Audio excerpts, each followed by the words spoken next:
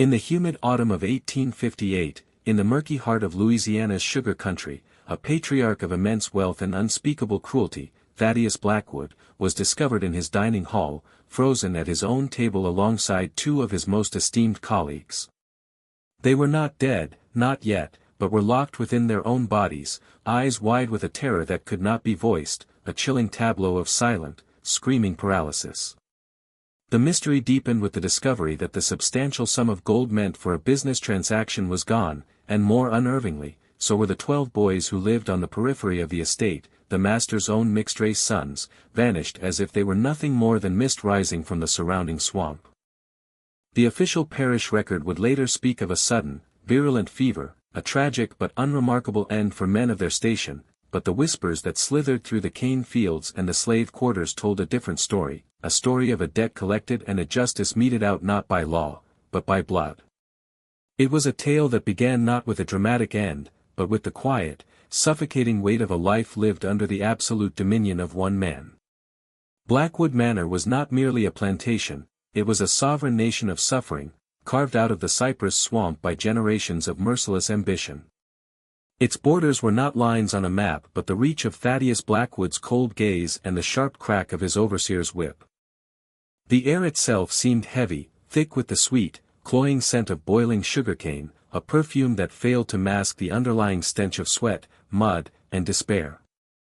Spanish moss, spectral and gray, hung from the ancient live oaks like funeral shrouds, swaying in the stagnant air as silent witnesses to the daily brutalities enacted beneath their branches. The plantation was an island, geographically and legally isolated. The nearest town was a day's ride away, and its lawmen were either on Blackwood's payroll or too intimidated by his influence to ever question the goings-on of his estate. Here, the only law was the master's will, a doctrine as unyielding and unforgiving as the summer sun that baked the earth and broke the backs of the men and women who toiled in the endless rows of cane.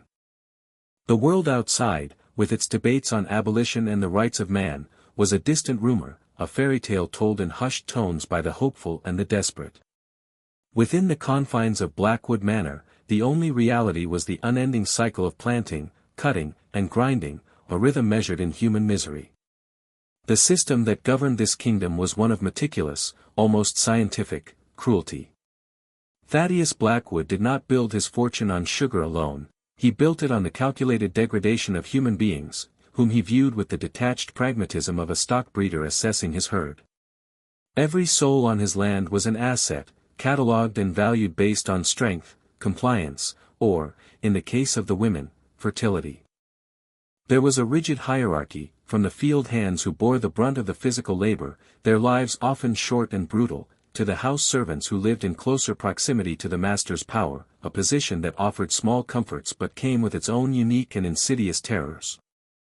They were expected to be invisible, their presence a silent, efficient mechanism that kept the great house running. They saw everything, heard everything, and said nothing, for to be noticed by the master was often a prelude to pain. And within this cruel ecosystem, there existed a third group, a shadow family living in a liminal state of profound unease, the master's 12 sons, born of a house servant named Alara. They were the undeniable, walking evidence of Blackwood's hypocrisy, a man obsessed with the purity of his legitimate bloodline yet unable to control his own base appetites. They were neither fully of the big house nor of the quarters, belonging nowhere, claimed by no one, living testaments to a sin their father refused to acknowledge but was forced to see every single day. Thaddeus Blackwood was a man sculpted from ice and avarice. He was not a corpulent, florid caricature of a planter, but tall and gaunt, with a severity etched into the lines of his face. His hair was the color of winter frost, and his eyes, a pale and chilling blue, seemed to look through people rather than at them, assessing their worth or their weakness with a glance. He moved with a quiet deliberation, his voice rarely rising above a measured, controlled tone that was more menacing than any shout. His cruelty was not the product of hot-tempered rage but of a cold, philosophical conviction. He believed in a natural order, a hierarchy ordained by God and genetics, in which he and men like him stood at the apex, and the African souls he owned were at the bottom, little more than beasts of burden. He attended church every Sunday, his face a mask of pious solemnity, his hand resting on a Bible whose passages on mercy and compassion he seemed to have conveniently overlooked. His true religion was legacy. He was obsessed with the continuation of the Blackwood name, the preservation of his pure, Anglo-Saxon lineage through his one legitimate son, a sickly boy named Thomas, and his frail wife, who lived in a laudanum-induced haze in the upper rooms of the mansion. This obsession made his relationship with his other sons, his shadow children, a matter of profound and constant internal conflict. He saw in them a stain upon his name, a biological contamination, and yet, he also saw them as property, a potential source of capital to be exploited when the need arose. The eldest of these shadow sons was Elias. From his earliest years, he had been a creature of observation, his mind a quiet, deep reservoir in a world that demanded loud, thoughtless obedience. Where his younger brothers might react with flashes of anger or moments of despair, Elias absorbed, analyzed, and remembered. He had his mother's sharp intelligence and his father's unnerving stillness, a combination that made him appear compliant and unremarkable to the overseers, but which masked a spirit of diamond-hard resolve. His mother, Elara, had secretly taught him to read, a crime punishable by unimaginable violence. They had used a discarded Bible, and in the stolen quiet of the night, huddled by a single guttering candle, Elias had devoured the words, not for their spiritual comfort, but for the power they held. He saw that language was a tool, a key to understanding the world that held him captive. He possessed a unique skill, a deep and intuitive knowledge of the swamp that bordered the plantation. He knew the hidden paths, the edible roots, and, most importantly, the plants that could heal and those that could kill. The swamp, which most feared as a place of snakes and gators and sucking mud, was to Elias a library and a laboratory. It was his sanctuary, the one place where his father's gaze could not fully penetrate. He felt a crushing weight of responsibility for his 11 younger brothers, a silent, paternal instinct forged in the absence of a true father. He saw their vulnerability, their confusion, and the nascent anger that could get them killed, and he appointed himself their silent guardian. The power imbalance on the plantation was as absolute as gravity. Thaddeus Blackwood did not just own the bodies of his slaves, he owned their time, their labor, their children, and their very future. He was the sun around which their small, dark worlds revolved, and his whims were as unpredictable and as dangerous as a summer storm. This dynamic was most grotesquely apparent in his interactions with his unacknowledged sons. He would never call them by name. They were simply, the boy, or, you. He would sometimes summon them to the big house, not for any paternal reason, but to perform some menial task, and he would watch them with his cold, evaluative eyes. It was an assessment, not of a son, but of an investment. He would inspect their hands for calluses, their backs for straightness, their teeth for health. He was tracking the growth of his assets. For Elias and his brothers, these moments were a unique form of psychological torture. They stood before the man who gave them life, a man who lived in opulent splendor, and were treated as less than the horses in his stable. Their mother, Elara, would watch from the shadows of a doorway, her face a mask of impassive sorrow, a look Elias had learned to read with perfect accuracy. It was a mixture of love, fear, and a profound, bone-deep helplessness. She had tried, in her own quiet ways, to carve out a space of dignity for her sons, teaching them to be proud of their intelligence and to find strength in their brotherhood, but she knew, as did Elias, that they were all living on borrowed time, their fates entirely subject to the cold arithmetic of their father's ledger book. The year 1858 had been a particularly bad one for Thaddeus Blackwood. A late frost had damaged the young sugarcane, a summer drought had stunted its growth, and a series of reckless wagers in New Orleans had decimated his financial reserves.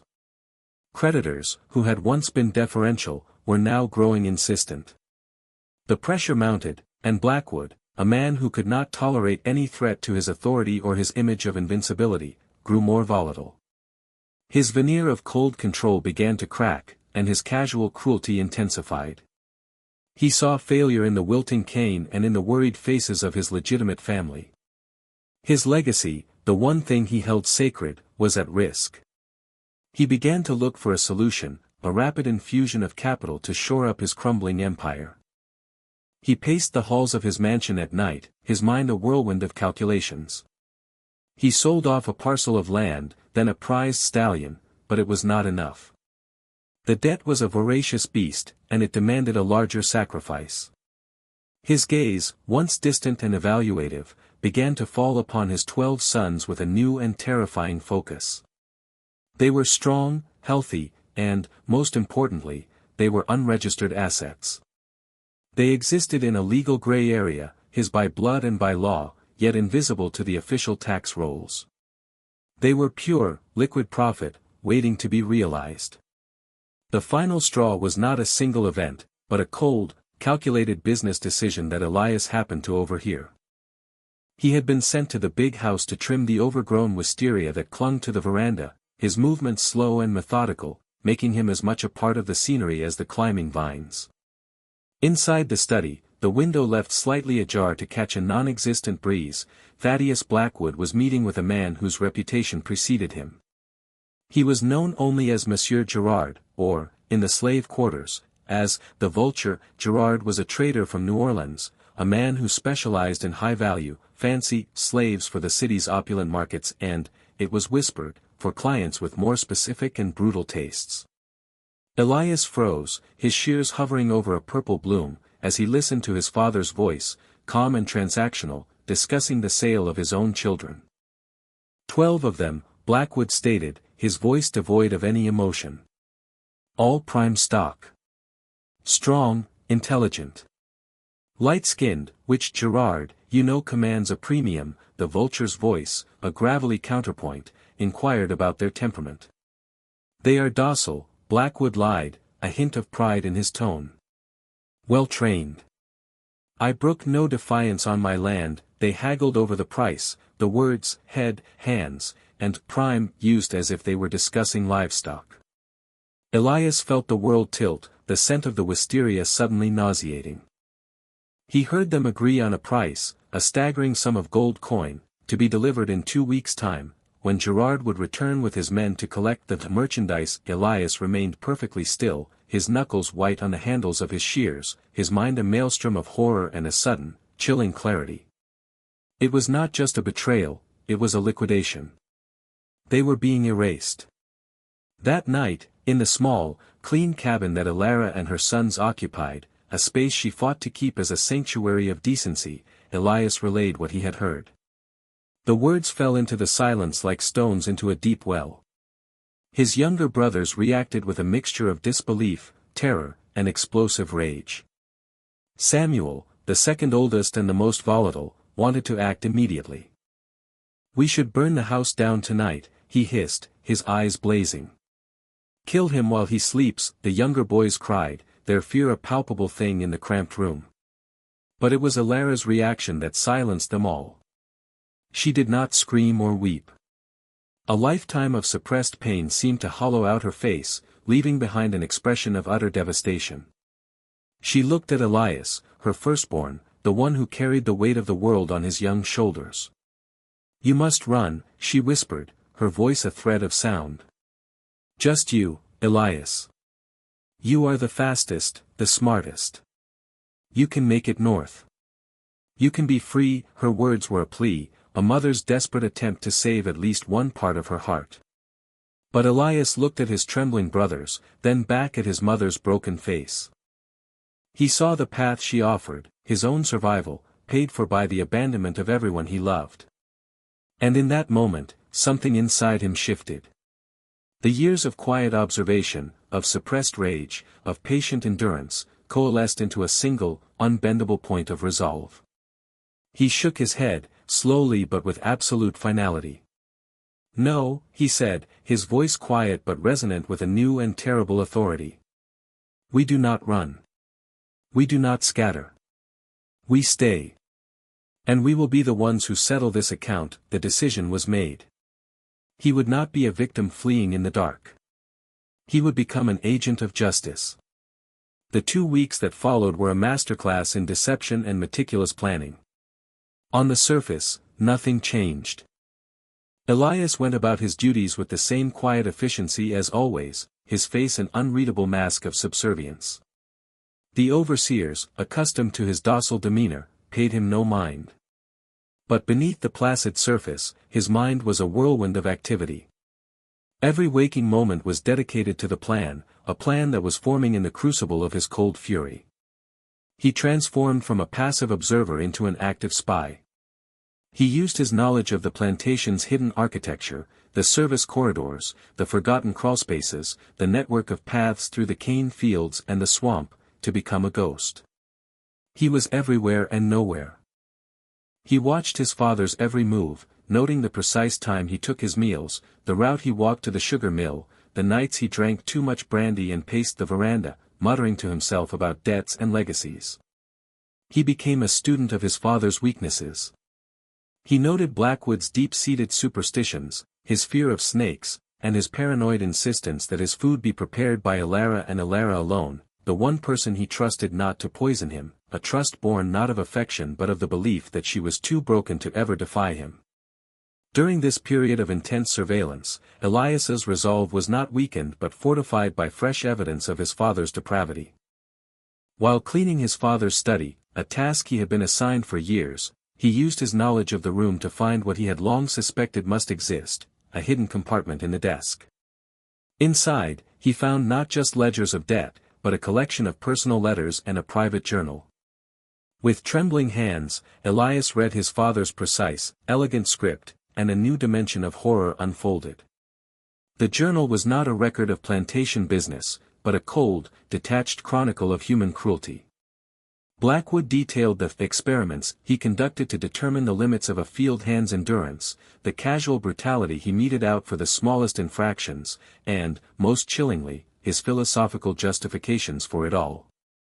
He wrote of his own sons not with paternal feeling, but as a biological curiosity, a necessary impurity, that he had now found a profitable and final application for. He described the sale to Gerard as pruning the family tree, a necessary act of social hygiene. Elias read about other families torn apart, other children sold, other lives extinguished for the sake of profit or convenience. The papers were a testament to a soul utterly devoid of empathy, a man who had successfully sculpted himself into a monster. Elias carefully replaced the documents, but the words were burned into his memory. His plan was no longer just about saving his brothers, it was about eradicating a disease. His primary and most crucial ally was his mother. Elara, having moved past her initial despair, was now animated by a cold, silent fury that mirrored Elias's own. Her position in the big house, her seeming invisibility, became their most powerful weapon. She was the nerve center of their conspiracy. She listened to Blackwood's conversations, noting the names of the two associates who would be joining him for dinner on the night of Gerard's arrival. They were fellow planters, members of a small, informal council of local patriarchs who reinforced each other's worldview, men who had sat at that very table and applauded Blackwood's philosophies. Elara also provided the means. Years ago, an old woman from the deep swamp, a healer and practitioner of the old ways, had taught her the secrets of the earth. She had shown Elara a specific, unassuming vine with small, waxy leaves and dull purple berries. The old woman had called it the silent breath, or man-stopper. It was a plant whose properties were known only to a select few. When prepared correctly, its essence induced a rapid, creeping paralysis, leaving the mind entirely intact, aware, and terrified. It was a poison of psychological torment, one that left almost no trace in the body. For years, Elara had cultivated a small cutting of the vine, hidden among the kitchen herbs, a secret weapon she had prayed she would never have to use. Now, she prepared it with the steady hands of a surgeon, her love for her children having transformed into a tool of terrible justice. The only complication was Samuel, who still bristled with the need for immediate, bloody violence. Elias had to constantly counsel his brother, urging patience, explaining that their revenge must be as cold and calculated as the crime that prompted it. A fire can be put out, Elias told him in a hushed, late-night conference. But what we will do? It will be a poison that seeps into the very ground of this place. They will fear the silence, not the noise. The day of the transaction arrived, cloaked in the oppressive humidity of a Louisiana evening. The air was still and heavy, pregnant with unspoken tension. Inside the big house, the final preparations for Thaddeus Blackwood's celebratory dinner were underway. He was in a fine mood, the prospect of financial salvation making him almost expansive. He had chosen two of his oldest associates to share in his triumph, Judge Beaumont, a man whose legal rulings always seemed to favor the wealthy planters, and Colonel Fairchild, a veteran of the Indian Wars who ran his own plantation with military-grade brutality. They were the architects and enforcers of the local order, the very men who guaranteed Blackwood's impunity. In the kitchen, Elara moved with a calm, almost serene grace. She prepared the gumbo, the roasted duck, the fine wine. And she prepared one other dish, a small, savory tart of mushrooms and herbs, a delicacy reserved for the master and his special guests. Into these tarts, she had mixed the carefully measured dose of the silent breath. Her hands did not tremble. Her face was a placid mask. As she carried the tray into the dining room, she did not look at her sons, who were stationed outside, waiting, but she could feel their presence, a silent, collective will. Elias watched from the shadows of the hallway as Elara served the meal. The dining room was a pool of golden candlelight, the men's voices a low rumble of self-congratulation. They laughed, toasted to their shared prosperity, and spoke of the future of their world, a world built on the backs of people like Elias and his mother. Elias's heart was a cold, heavy stone in his chest. He watched as his father, Judge Beaumont, and Colonel Fairchild ate the savory tarts, commenting on their unique and pleasant flavor. For a long, agonizing period, nothing happened. The conversation continued, the wine flowed. Elias felt a flicker of doubt. Had it failed? But then, he saw it. A subtle shift. Colonel Fairchild, a man of boisterous gestures, went to raise his glass for another toast, and his arm seemed to falter, a look of confusion crossing his face. He tried again, and his arm remained on the table, inert. Then Judge Beaumont, in the middle of a sentence, found his words slurring, his tongue suddenly thick and uncooperative. He tried to stand, a wave of panic in his eyes, but his legs would not obey. Finally, Thaddeus Blackwood, who had been watching his companions with a growing sense of alarm, felt the paralysis creeping up his own limbs. He opened his mouth to shout for help, to call for his overseer, but only a strangled gasp emerged. The trap was sprung. The three most powerful men in the parish were now prisoners in their own bodies, their minds fully alert, their eyes wide with a dawning, abject horror. The power dynamic of their entire world had been overturned in the space of a single heartbeat. The door to the dining room swung open, and Elias stepped into the candlelight. He was no longer the hunched, subservient boy from the fields. He stood tall, his posture straight, his eyes burning with an intensity that made the paralyzed men shrink, even in their frozen state. He was followed by his 11 brothers, who filed in and formed a silent, solemn line against the wall, their faces grim and determined. The room, which moments before had been filled with boisterous laughter, was now utterly silent, save for the frantic, unheard screams echoing in the minds of the three men at the table. Elias walked slowly around the table, his steps measured and deliberate. He stopped behind his father. He did not touch him. He simply leaned down, his voice low and clear, a voice Blackwood had never truly heard before, stripped of fear and deference. "You see us now, father," Elias began, the word "father" dripping with a venomous irony. "Not as assets. Not as stock. You see us as we are. Your sons. Your legacy." He then began to recount their crimes, not just the sale of his brothers, but the long, brutal history of the plantation. He spoke of the families torn apart, the women abused, the men worked to death in the fields. His memory was a perfect, unforgiving ledger. He pulled the journal and letters from his coat.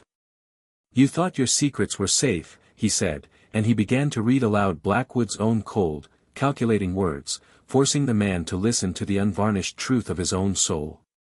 Judge Beaumont's eyes darted wildly, the architect of a corrupt legal system now facing a form of justice he could not comprehend. Colonel Fairchild, the warrior, was reduced to a state of infantile helplessness. The psychological torment was only the beginning. Elias's revenge was to be a mirror, a perfect reflection of the dehumanization his father had perfected. "You treated us as animals," Elias said, his voice dropping to a near whisper. "So you shall be marked as one." Samuel, his face a mask of grim satisfaction, brought forward a smoldering iron from the fireplace. It was the "bee" that Blackwood used to brand his cattle. One by one, Elias pressed the searing iron into the fine coats and then the flesh of the men's hands, which lay limp upon the mahogany table. The smell of burning cloth and flesh filled the opulent room, but the men could not even flinch. Their eyes, however, streamed with tears of agony and terror. Next, Elias brought forth a bucket of the raw, bitter sugarcane brine, the same foul liquid that made field hands vomit if they accidentally ingested it. He pried open their jaws, now slack with paralysis, and forced them to drink, to taste the unrefined bitterness that fueled their wealth. The final act was one of supreme, poetic degradation. As the first light of dawn approached, the time when Gerard, the vulture, was scheduled to arrive, Elias and his brothers stripped the men of their fine clothes, leaving them in their undergarments, vulnerable and exposed. They took the heavy gold coins from Blackwood's safe, the price of their own lives. Then, Elias leaned in close to his father's ear one last time. "Monsieur Gerard has come to collect his merchandise," he whispered. "Do try to look your best. You are prime stock." After all, they left them there, paralyzed, marked, and stripped of Jegic dignity, waiting to be assessed by the very man who had come to buy their flesh.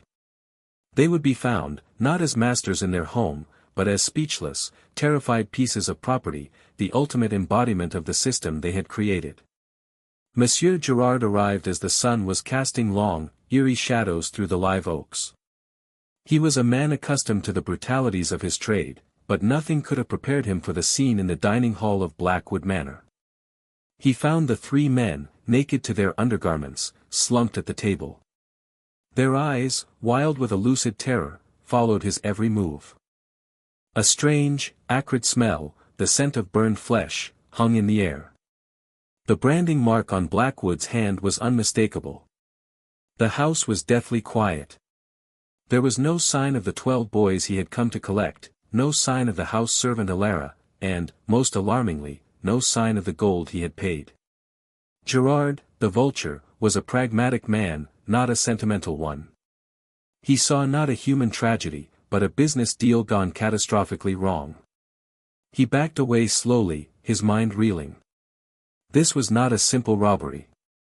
This was something else, something ancient and terrifying, a reckoning he wanted no part of. He fled the plantation without a word to anyone, his only thought to put as much distance as possible between himself and the cursed place. It was hours later that an overseer, finding it strange that the master had not yet emerged, ventured into the house and made the discovery. The ensuing panic was immediate and absolute. The local sheriff, a man named Miller who owed his position to Thaddeus Blackwood's patronage, was summoned. He was a creature of the system, an indifferent authority whose primary role was to maintain the established order, not to pursue abstract notions of justice. The scene that greeted him was a political and existential nightmare. The parish's three most powerful men were reduced to trembling, speechless invalids. The master's unacknowledged children, a known but unspoken secret, were gone. A large sum of money was missing. The implications were catastrophic. To admit the truth, that a group of enslaved boys and their mother had successfully overthrown their master, subjected him to a symbolic and brutal punishment, and escaped, would be to admit that the entire social structure was built on a fragile foundation. It would send a shockwave of fear through the planter class and, even worse, a spark of hope through the slave quarters. It was unthinkable. After a hasty, secret conference with other local landowners, a decision was made. The truth must be buried. The official narrative was quickly constructed. A sudden, aggressive brain fever had struck all three men simultaneously, a tragic medical anomaly. The disappearance of the boys and the money was attributed to opportunistic thieves who, it was suggested, had taken advantage of the chaos. The records were sealed. The doctors who attended to the paralyzed men were sworn to secrecy. The story of Blackwood Manor became a conspiracy of silence, a desperate attempt by a terrified ruling class to pretend that the ground was not shaking beneath their feet. Elias, Elara, and the 12 brothers were never seen in that part of Louisiana again. Their fate became a canvas onto which the hopes and fears of the community were projected. The official story, that they were abducted and likely killed by the same thieves who robbed the manor, was the one told in the big houses.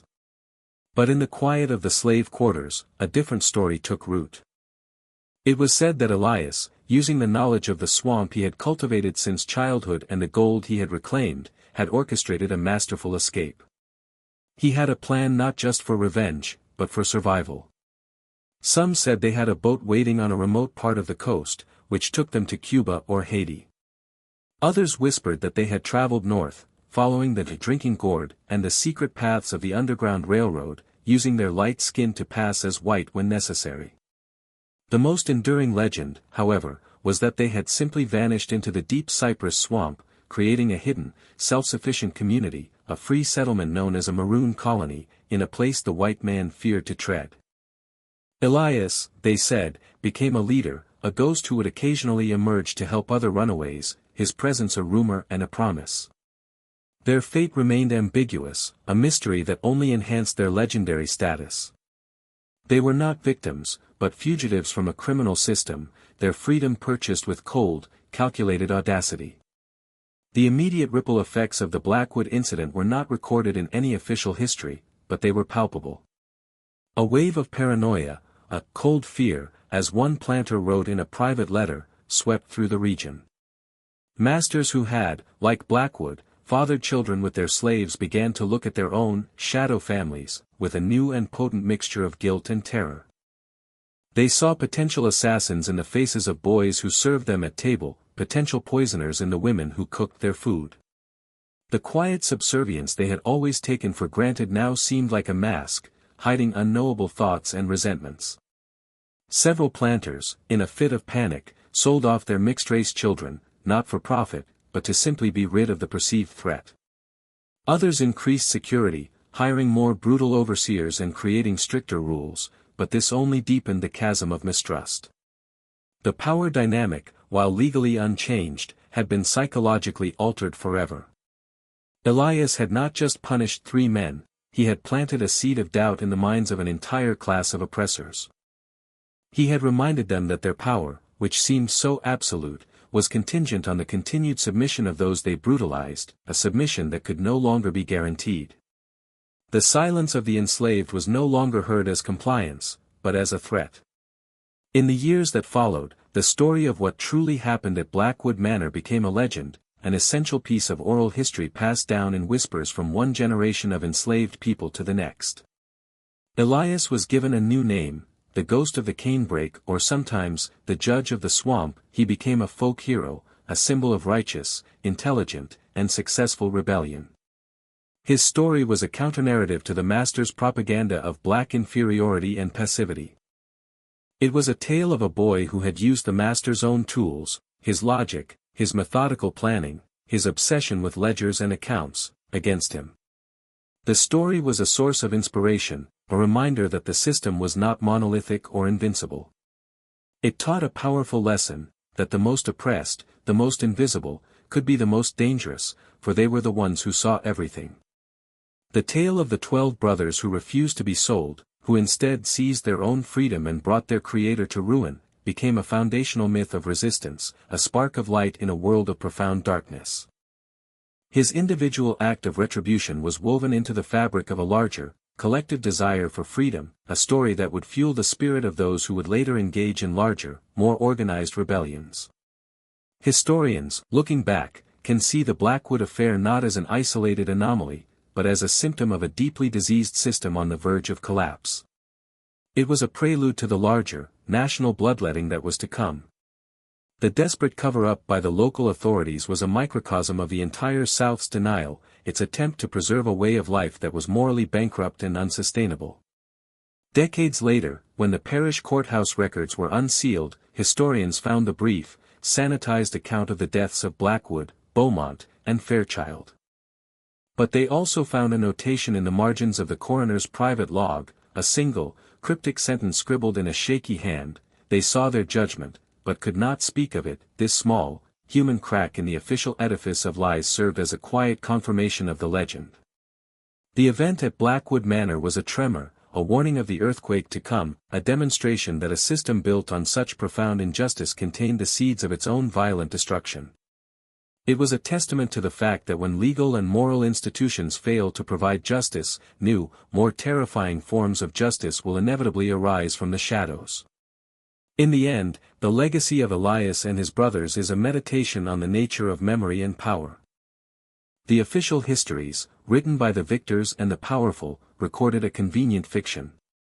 The great names of Blackwood, Beaumont, and Fairchild were etched onto tombstones and public buildings, their memories laundered and preserved. But true history, the history that matters, is often unwritten. It lives in the stories people tell in the dark, in the lessons they pass on to their children, in the legends that give them the strength to endure. Thaddeus Blackwood had sought to secure his legacy through a pure bloodline and the accumulation of wealth, a legacy built on the erasure of others. Instead, his true legacy was one of fear and ruin, his name forever linked to a story of terrifying retribution. Elias, a boy his father refused to even name, created his own legacy. It was not one of stone or paper, but of spirit.